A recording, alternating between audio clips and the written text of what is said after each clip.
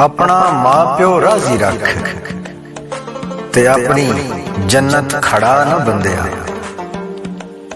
पुत्र न देसन खत्म भी तेरा, रिज़्क हराम खवा न बंदिया। इश्क से आपा गल ना पा ते अपना आप वंजा ना बंदिया। फिक्रां नू गल पा ना बंदिया, अपने आप तू जा ना बंदिया। किसे गरीब ते जुल्म बसा के ले गरीब दी आ ना बंदिया। माल म्यारी विक जांदा है, कुड़ियां कसमां चा ना बंदिया।